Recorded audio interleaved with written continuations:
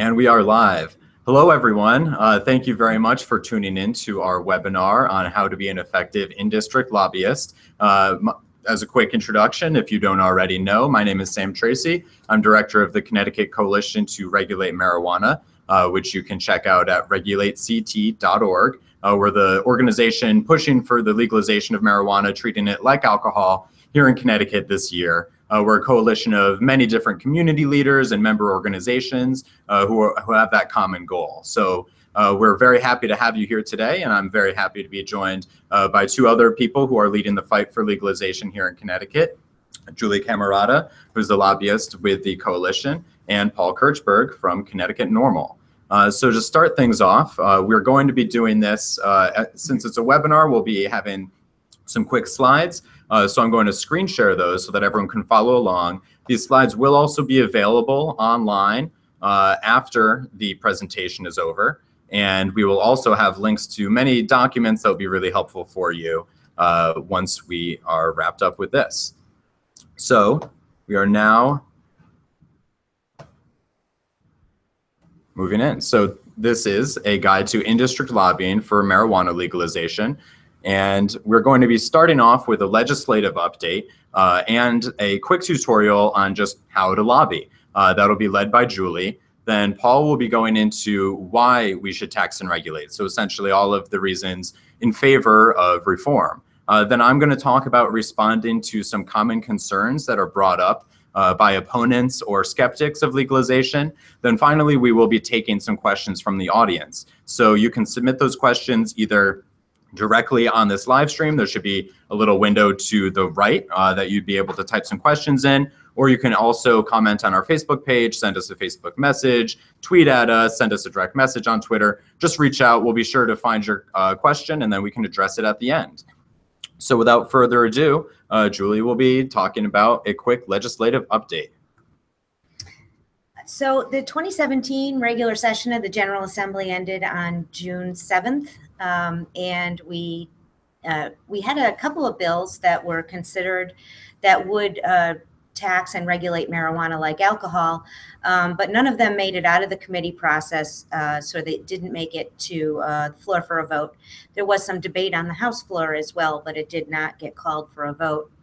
However, neither did a state budget, so we're well past the 90-day mark without a budget. And into the next fiscal year. And the legislature is still actively dealing with that. Taxing and regulating marijuana like alcohol can still be passed as part of the state budget agreement this year. And it's unclear when a state budget agreement will be reached. Many proposals were made.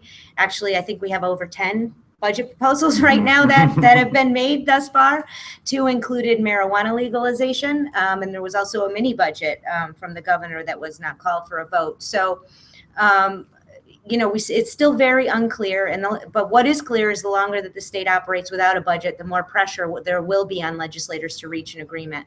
And I think that's why we all agree that's why it's very important. It's a critical time now to reach out to your legislators and let them know that you support taxing and regulating marijuana like alcohol as part of the solution to the current state budget crisis. And in order to effectuate that, in order to get your message across, there will be a number of follow-up materials that are sent to you via email after this webinar, and also available on the Connecticut Coalition to Tax and Regulate Marijuana on our website. So please consult those materials, because really, one of the most important things to being a good lobbyist is being prepared and understanding your issue. And so you want to do what you can to make your arguments effective and concise. And you should understand that being an articulate and respectful advocate for a particular issue with your legislators, weighing issues is very, very effective. And you want to see this visit as one start of a conversation with your legislator that should continue on other issues that affect your community.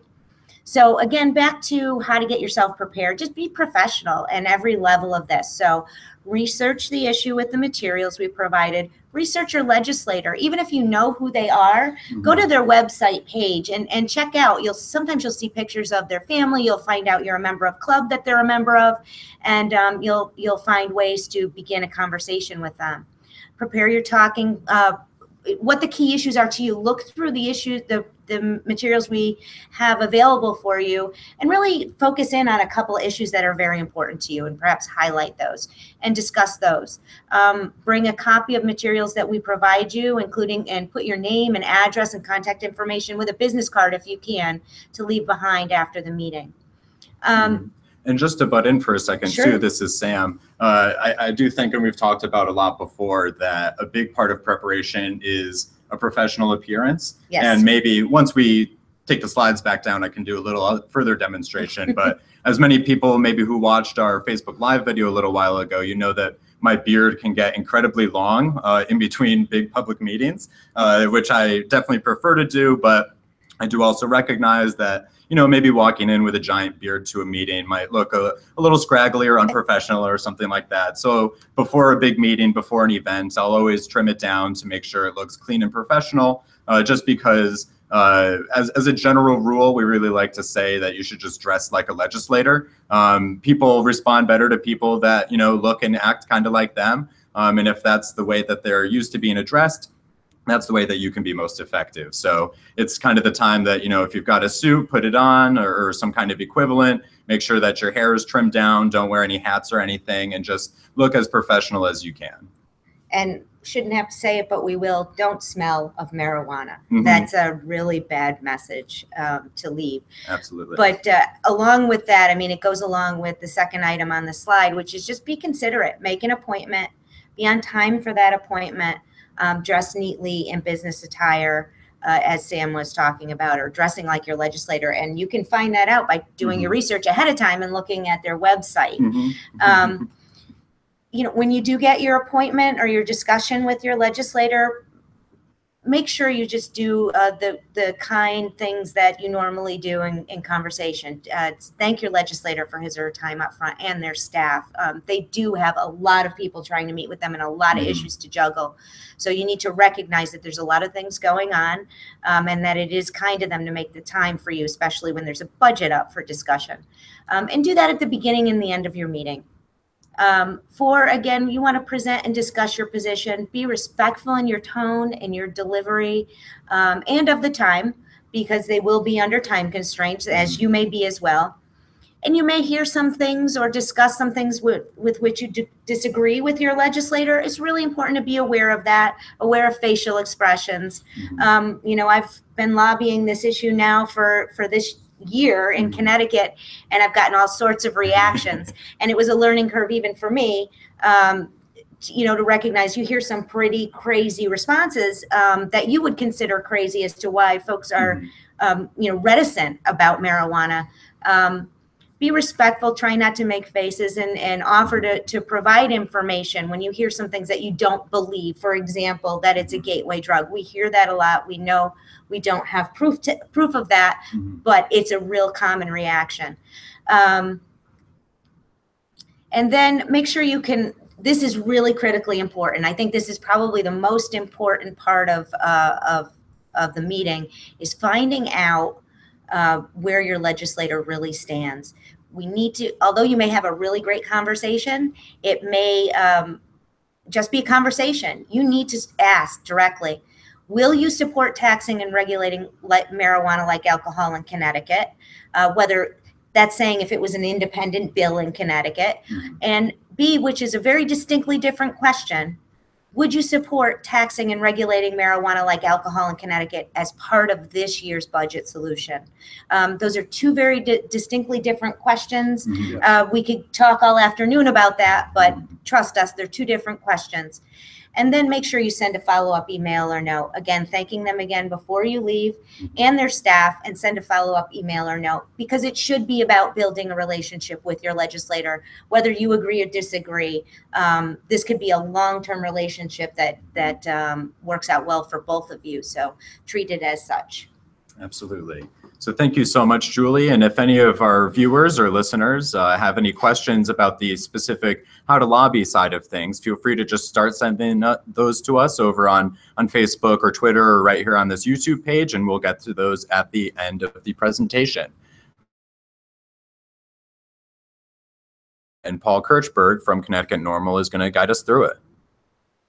Thank you. So why should we tax and regulate marijuana like alcohol here in Connecticut? Marijuana prohibition has been just as ineffective, inefficient, and problematic as alcohol prohibition was in the 1920s and 30s. That's surely part of the reason why 63% of Connecticut voters have been tallied to believe that cannabis should be legal for adult consumption. You can see that marijuana in the recent years, you've seen marijuana as being far easier to obtain and is actually gaining large popularity, contradictory to the policies put in place for prohibition. We see that consumption of cannabis has increased while diminished alcohol consumption. Personal experience myself.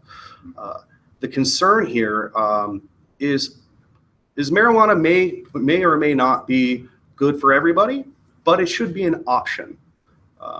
Benefits for this legalization should include the following. One is increasing the freedom as a constituent here in Connecticut. We have the option to consume alcohol. Alcohol may not be best for certain individuals. Other people can consume it without any issues or concerns. Just like you would have with cannabis. Cannabis may not be for everybody. It may not be your personal preference. However, it should be a right for any citizen of Connecticut or state resident to make a cognitive decision on what's best for them. Have it be medically or have it be recreationally. Another part of regulation is trying to diminish the effects of the illicit market here in Connecticut. You've heard of drug cartels across the nation taking advantage of some programs or not. Here in the state of Connecticut, what we would hope to do is that the legislators have not only the fiscal responsibility to assist us in this deficit issue, but also the moral obligation in correcting this prohibition that's been in place for 8 decades, which really hasn't benefited citizens of the United States. Currently, in regards to replacing the illicit market, if you regulate and you actually structure cannabis, marijuana, in a legal market, you now know you can restrict the age consumption. You can have fines and penalties in place for situations when minors are in possession of cannabis, or if there's a sale to a minor, just like you would have in alcohol. Additionally, you would have safety measures in place that you can ensure that the cannabis that you're consuming is what it is. And again, these are legal businesses that are actually trying to make a profit, like we would in any other market, on a product that unfortunately has been demonized and has negative thoughts geared towards it on baseless facts. So what can we do here? With the legalization here in the state of Connecticut, potentially with the tax and regulations, we're going to be generating an estimated $180 million in tax revenues in the first year here in the state. So what do we do with that if that were to happen? It's nice to have a $180 million surplus of a new revenue stream. It's great.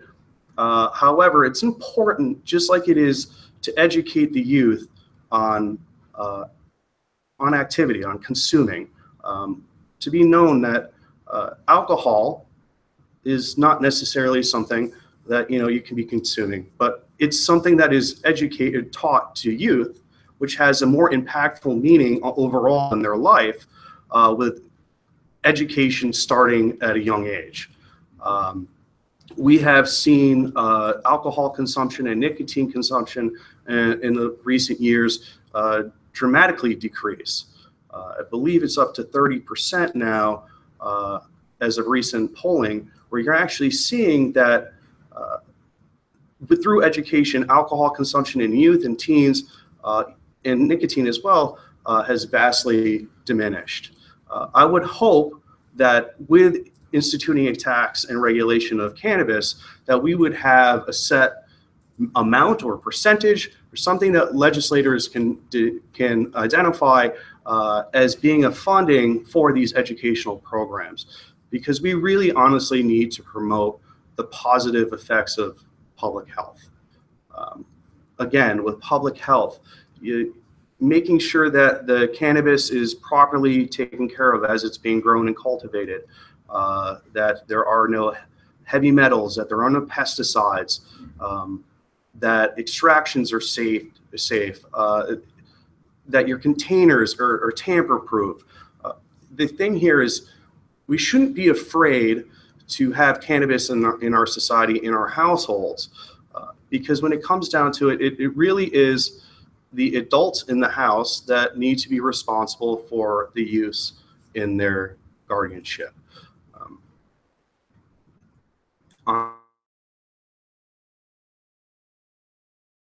Same approach that people take for cannabis and applied it to alcohol, or applied it to nicotine or pharmaceuticals, you would have an outrage on the abundance and ease of obtaining these substances. So keeping public health as a priority in this program or in this regulation, it should be paramount, not only for the fiscal benefits of it, but the moral obligations that we have. So going forward with the fiscal responsibility, boosting the economy, the estimates are approximately 180 million in the state of Connecticut within the first year of legalization. That can either be a low number or a high number depending on who you speak to, what experts. I would be interested. I would not be surprised if you actually see large revenues based on activities from Massachusetts, which the tax structure may be mimicked here as well. I think that's a key issue, if I may interrupt for a second, Please. Paul. I think that's just the tax revenue.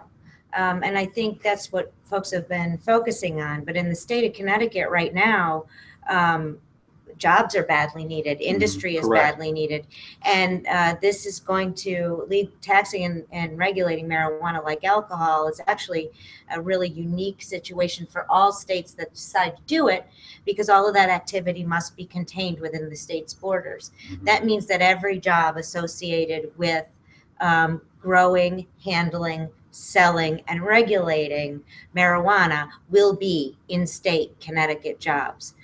They can't be shipped out somewhere else. And so that economic stimulation, while it is not a direct tax remitted to the state, is an enormous boon for the economy. And it's something that we've seen in the other states that have legalized. So it's not just the state coffers. And I Right. hear you in what you're saying. Certainly the legislature should put a portion of that money. It's only good public policy to put a portion of that money, just like with alcohol and tobacco, toward education. And I think we would see them do that. But it's also important to remember that these are jobs for your neighbors, many of whom are in need of employment in Connecticut. Correct, and it's not necessarily, it's not only jobs just being in the cultivation and distribution and policy of cannabis itself, but it's also ancillary businesses that people normally don't think about. Cannabis tech, cannabis testing. You have marketing. You have vast other industries that are now going to take this product and start implementing their experience and exposure to this and trying to bring it to mainstream. Absolutely. You're going to see a huge boost of funding and policy and different kind of little apps and integrations that come out about this as it's brought up to more everyday life and it's not being shunned. Mm-hmm. Moving forward, I wanted to talk about the advancing social justice. There has been statistics that have proven that minorities have been indirectly targeted more towards cannabis-related violations, for having being in possession, having being in sale. There's also the discussion of prisons for profit that we have seen down south. All of this is actually all due to false statements and unproven facts. The biggest issue with cannabis is people say you don't know enough about it. Well, that's true. If we don't know, we don't have enough studies about it, then why is the government so restrictive in it? Studies that are coming out now are actually contradictory to the education that we had in the past. And I think in time, it's just you're going to see some of these falsehoods start being corrected. And I think there is a moral obligation. So it saves state resources, and having police officers not worrying about cannabis smoking or consumption, they're actually working towards other important crimes and issues. Let's give everybody the best option and give people the effective tools they need in order to do their job and move society forward. Absolutely. And thank you very much, Paul. That was fantastic. And I do really like the point that you made of just, I think it gets lost in the shuffle so much because we're talking about money, because it's the state budget, but this is a social justice issue. I mean, there's the racial justice aspects of it, just the personal civil liberties. And as we'll get to in my next segment here, decriminalization is good, but it's definitely not enough when it comes to protecting people's civil rights. So for this next section, I will be talking about how to respond to some common concerns that may get brought up in these meetings, whether it's with staff or with the legislators. But before diving in, I'm going to just give a few examples of common questions and how to respond to them. But before that, I do just really want to emphasize that when you are responding to these concerns, as Julie said, you want to stay as professional as possible, as respectable as possible. Look at everyone as a potential ally. This is an issue where we've been gaining lots and lots of additional public support every year. So people are changing their minds, and people are much more likely to change their mind if they're met with, empathy and understanding rather than getting attacked or feeling defensive. So that is really important to always try to meet them where they are. So one of the first concerns here that we hear a lot is that alcohol already does plenty of damage in Connecticut. Why should we legalize another drug? The campaign in DC against legalization was called Two is Enough, referring to alcohol and tobacco, saying we shouldn't legalize what they call the third drug. But some easy responses to that. It is true that alcohol does lots and lots of damage in Connecticut, whether it's through alcoholism and chronic diseases, driving under the influence of alcohol and car accidents, and many other ways, even directly overdose. And that alcohol is a primary factor in countless deaths, according to the CDC, the Centers for Disease Control. That's a federal organization, but they have not recorded marijuana as a primary factor in any deaths. So it is true that marijuana is safer than alcohol in pretty much every important way. When talking about overdose, it's possible to fatally overdose after consuming too much alcohol. That's never happened in the history of humanity, to the best of our knowledge, with cannabis. If you're talking about addictive potential, alcohol is significantly more addictive than marijuana. If you're talking about impairment, which we'll get to with driving, it has also been concluded by study after study that alcohol is far more impairing than cannabis.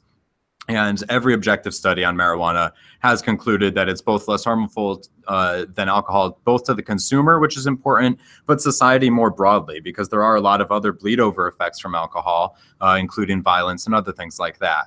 And what is important too is that 1 in 7 Connecticut residents already use marijuana each year. That's 479,000 people who have said that they used marijuana in the past year. And as Paul was explaining, regulations would help protect consumers. So taking that harm reduction approach is really important, that if 1 in 7 people are already consuming marijuana, we should try to make it as safe as possible.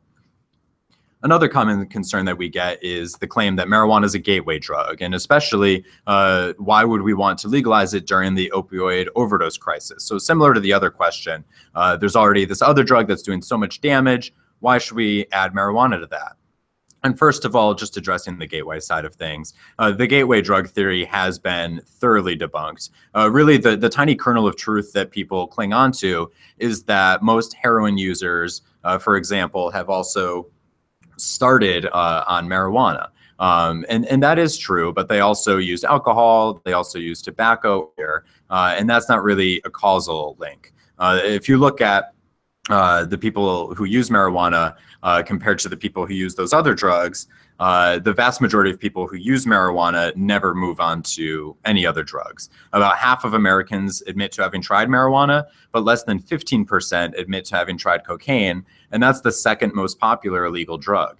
So because of that, it's obvious that a majority of marijuana users never even move on to cocaine, let alone heroin or other drugs. And also, talking about the opiate crisis specifically, states with legal marijuana have seen an average of 25% fewer opioid overdose deaths than states where marijuana is still illegal. Part of this is because marijuana is a good treatment for chronic pain.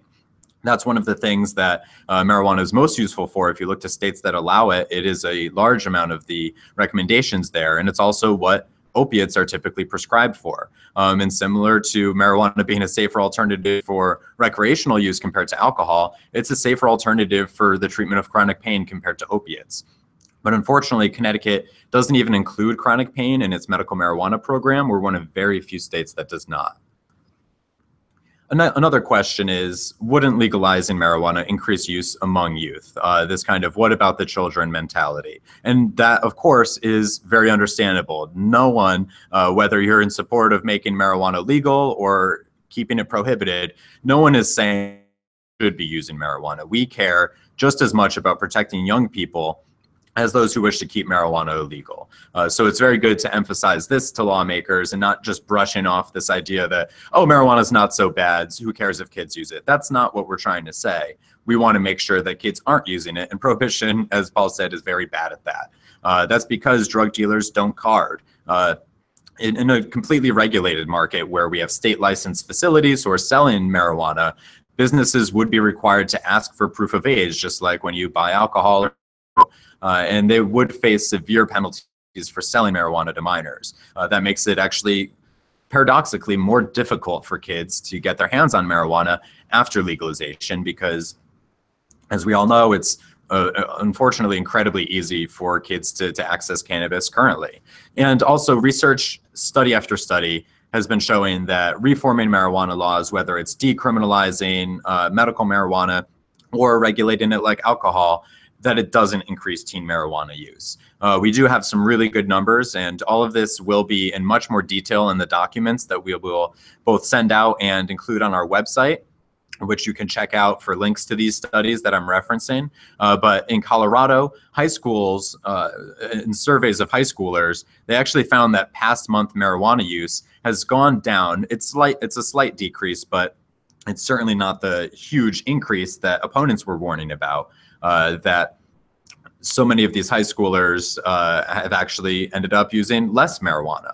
And in Washington, there was a similar study, this one asking youth whether it was easy or very easy, somewhat easy, difficult or very difficult to find marijuana, to obtain it. And since legalization, there's actually been, again, a slight drop, a very slight one, but still a drop in comparison to these warnings of massive increases in youth stating that marijuana is easy to obtain.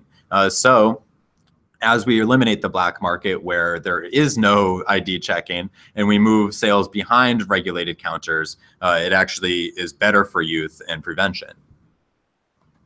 And another concern is about DUI. This one does get brought up a lot. Essentially, this idea, wouldn't treating marijuana like alcohol make our roads less safe? We already have so many alcohol-related DUIs. And of course, again, just like with youth marijuana use, we want to emphasize that we're not advocating for anyone using marijuana while driving or driving after using marijuana while they're still impaired. That's currently illegal to do, and it will remain illegal after marijuana is regulated and legal for adults to responsibly consume. Driving under the influence is not responsible.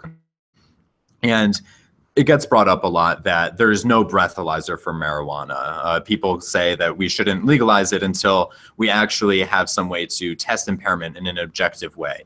And yes, it is true that there is no breathalyzer for marijuana, but at the same time, there's no breathalyzer for opiates or sleeping pills or just drowsiness or texting while driving, all things that can significantly increase your crash risk. And there's already field sobriety tests, which can be done by police officers to determine if a driver has diminished capacity. And drunk driving is much more likely to result in an accident than marijuana consumption. Again, we're not trying to say that it's completely safe to drive after using marijuana, but it is worth pointing out the comparison. A blood alcohol content of 0.08, so just barely illegal. If it was 0.07, it's legal still. That increases crash risk 11 times over. While multiple studies and meta studies that essentially look at all of these various studies that have been done have basically found that driving after using marijuana roughly doubles crash risk. So obviously doubling crash risk is a bad thing. That's about the added risk of texting while driving, but it's nothing compared to increasing crash risk 11 times over. So we should still have policies to prevent marijuana DUI, but when talking to legislators, it's important to remind them of this, because especially to people who say have never used marijuana, have not been around it very much, they assume that marijuana is significantly more impairing than alcohol just because they're used to alcohol and see it all the time, when in fact it's the other way around. And finally, we've already decriminalized marijuana and it's legal for medical use, so isn't that enough? And this is something that gets brought up a lot, but decrim and medical marijuana are not enough. Decrim, it was a good reform, but it's still illegal to possess over half an ounce. You can get arrested for having, 3/4 of an ounce of marijuana, which is allowed in many other decriminalized states. And more importantly to me, growing any number of plants, even if you're a registered medical marijuana patient, is still a felony. So a medical marijuana patient who can't afford their medicine, who's trying to grow a single plant in their own home, can still get arrested and convicted of a felony. And this is so bad that combined with the small number of dispensaries we have, Americans for Safe Access, which is a national advocacy group, gave Connecticut a D grade on their scorecards of states with their patient access to medical marijuana. So we really can do better. As I mentioned, we don't include chronic pain, and that's another way to improve. So making marijuana legal for all adults over 21 essentially makes it over the counter. So those people who have chronic pain and especially want to grow their own plants would be able to do so under legalization. Now, finally, that does wrap up the largest part of our presentation here. We're now going to move into audience questions. So I'll be moving out of the screen sharing here, and we'll be heading back to check out to see if anyone has sent us some questions that they'd like us to answer.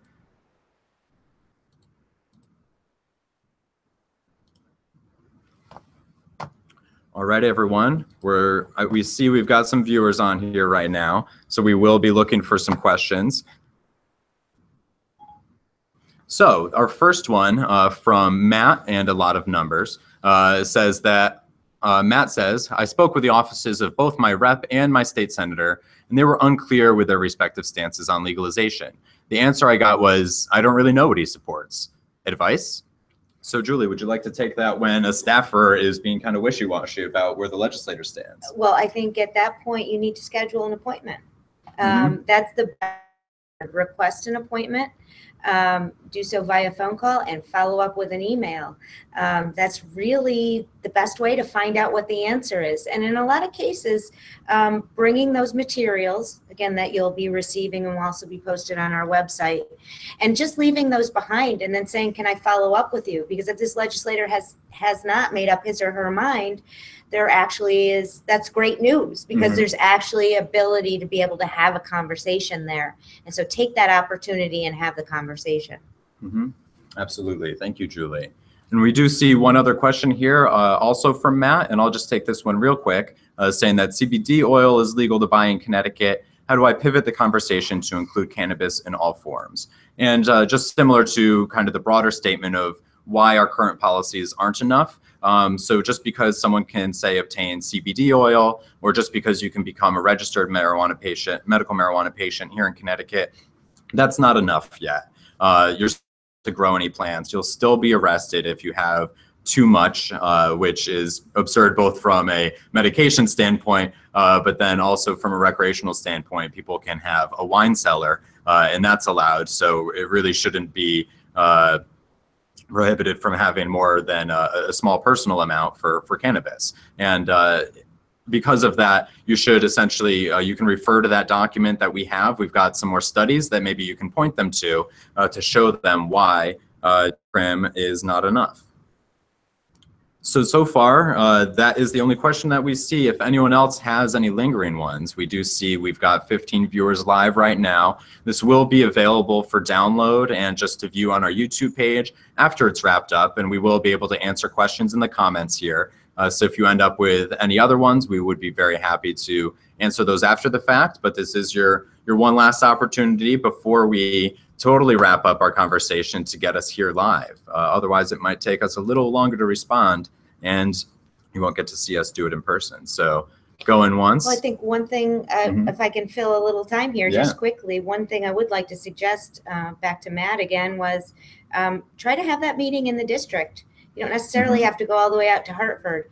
And that can sometimes help not only have that meeting sooner, but also to build that relationship, because again, that's the long-term goal. Yeah, absolutely.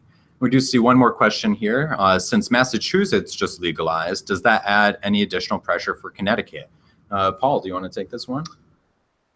I don't necessarily know if we're going to have a direct impact. However, I do know legislators are aware that the impending legalization in Massachusetts will affect sales, potentially of medical sales here in the state of Connecticut, with lower pricing. Again, technically, you're not allowed to cross state lines as a patient with cannabis. That is a violation in federal law. However, people take risks, and the likelihood that a threat of the federal government sitting on the state line to enforce that rule, that's somebody taking that risk. Don't necessarily condone that. However, that is an option that state legislators need to realize that is a lost financial revenue stream that we have.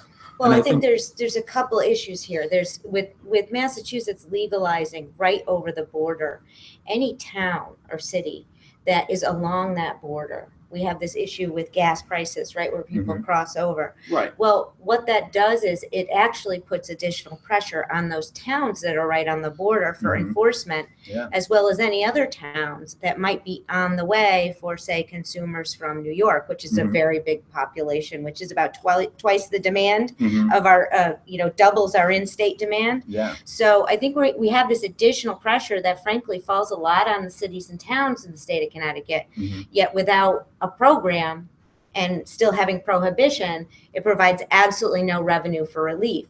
And not all those towns get those tickets and fees, get that money back. That ends up going into the state coffers and probably only mitigates the cost of the prosecution and just the law enforcement time. So I think there are indirect impacts of being over the border that are absolutely going to affect legislators in their communities, and they aren't quite aware of it yet. It'd be good to bring it up. Right. Yeah, and I would be honest to say that with Massachusetts already legalizing grow operations in Mass, I would honestly be surprised that you haven't seen diminished activity at the dispensary level already seen and proven statistically. Yeah, and I think one last point on the Massachusetts angle here as well. It's just important to remember they're moving along. They're in their regulations right now, and sales are at least supposedly just supposed to start in July 1st of 2018. So next summer, people in Connecticut are going to be able to drive over the border and purchase marijuana at a retail store. And this just reminds me personally so much of these debate over Sunday sales of alcohol. That was actually happening back when I was an intern at the state legislature. And it's one of those things that started off, it was the ban was in place for moral reasons originally. Then later on, it was just kind of justified by a lot of other, like, oh, we don't really want to make a change for X reasons, jobs. But eventually, the pressure was just there. We were losing so much business. As Julie said, people would drive over in order to purchase alcohol, but then also spend their gas money there, do their grocery shopping there. There's a lot of other economic losses to Connecticut. And so if people are going to be driving over the border for marijuana, they're also going to be spending a lot of other money out of the state too. So Connecticut should at least, if we're going to have everyone able to purchase marijuana legally, but in a short drive, we should at least regulate it in our own state so we can make our own rules and give the benefits to Connecticut residents and have all of that job creation going to people in our own state. And so we do see one other question here. This one, what about the budget process makes this such a critical time for supporters of ending prohibition? So since it's about the budget process, if Julie, you'd like to take it away. But undoubtedly, as soon as you talk to your legislator and mention the word budget, you'll see their facial expression change. It's been very, very difficult. I think what makes this unique is the fact that it's not an up or down vote on marijuana. It's an up or down vote on the overall budget package. And that means that if marijuana legalization is in the budget,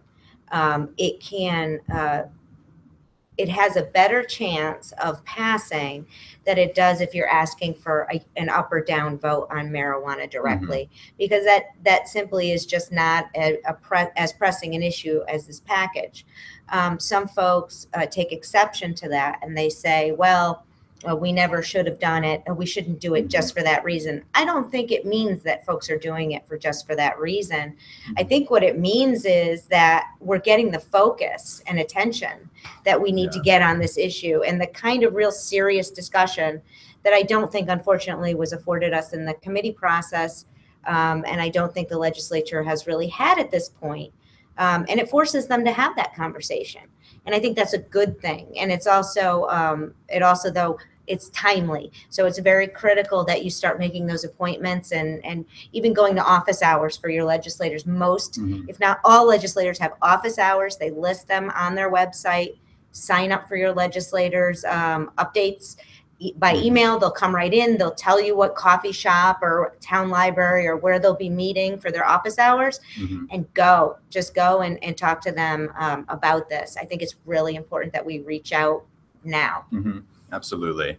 And just to drive Julie's point home, I mean, some kind of an adage that I like in politics is really just that showing up is half the battle. And the legislators have a lot to deal with right now. Their time is stretched thin. They've got a lot of demands. They're making some hard decisions about the budget.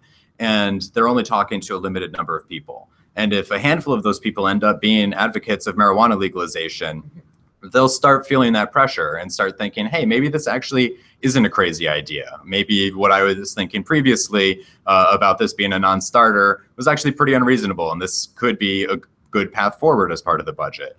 And you can start planting those seeds in their mind, making sure that the more people that you're working with, you know, if you live in town and you've got multiple friends in town, you should coordinate with each other and try to get this pressure coming on from different angles.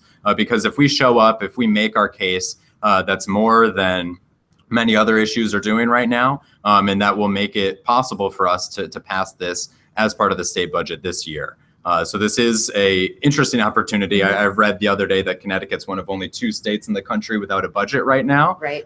So it's unfortunate that we're in that situation, but it's a unique opportunity to be continuing your advocacy, you know, into September or October, when normally we would have had to have it wrapped up by June this year. Right. So it is an exciting time to be an advocate, especially for those who are in school or something like that and are looking for some activism this fall semester. Facebook, make sure you are friends on Facebook with your legislators. They do check them and their aides are aware of them. And the other thing I wanted to mention was that one phone call or that one request for a meeting, basically in legislative translation, in legislative currency, that one person represents more people than are on a stack of what do they call petitions. That one person packs more, it has more impact than a whole stack full of petitions of signatures, or a whole box full of form letters that say the same thing. So don't underestimate your value in reaching out to your legislators and having the discussion. Absolutely. And so those are all the questions that we see here today. So before we wrap up, if either Paul or Julie, would you like to say anything in closing? Actually, if you guys are in the New Haven area tonight, I will be conducting with the Connecticut Normal Board our monthly meeting. It's currently it's slated to go on at 7:30 at the Outer Space in Hamden. Please come out. We have a great group of people that attend every month. That a lot of advocates. We have a few different events that we're planning to release shortly. So please come hear what we're doing in the local area. We're also looking for opportunities to represent the Hartford area as well. And we're looking to expand satellite locations within the state to try to get a better representation of what the state needs are. Great. Perfect. Sounds good. And reach out to your legislators and remember to refer to that slide and be prepared when you go to talk to them. Absolutely.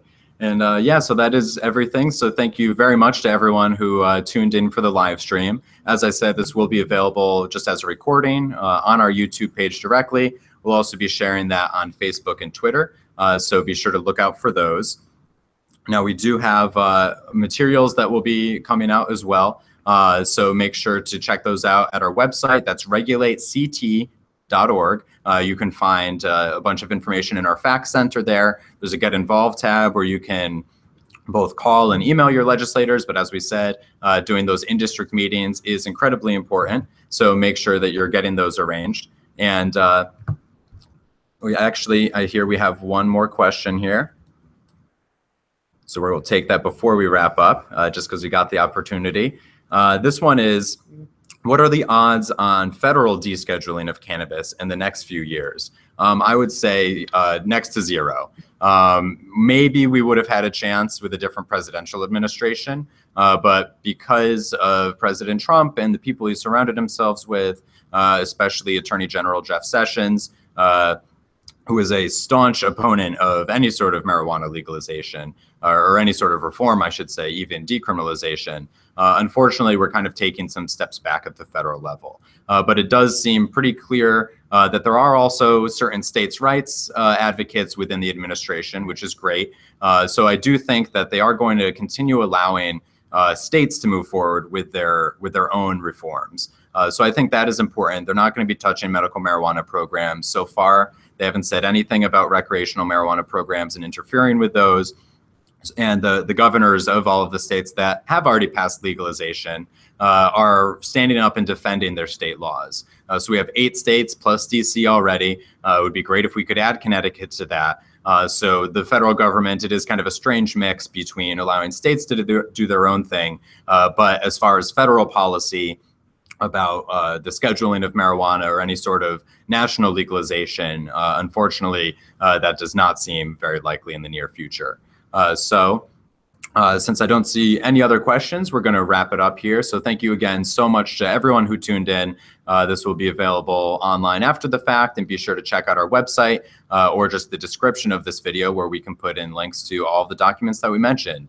And we also do have a lobby reporting form, just a quick Google spreadsheet where you can fill out meetings that you had so to tell us about them, to make sure that we're coordinating as best as possible and seeing where all of our advocates are doing good work. So please fill that out. Please fill that out. Yes. Yes. Absolutely. Please, please, please. And please make those meetings with your legislators, fill out the form, and help us legalize marijuana in Connecticut in 2017. So thank you very much to everyone, and we'll be in touch soon with more information. Thank you.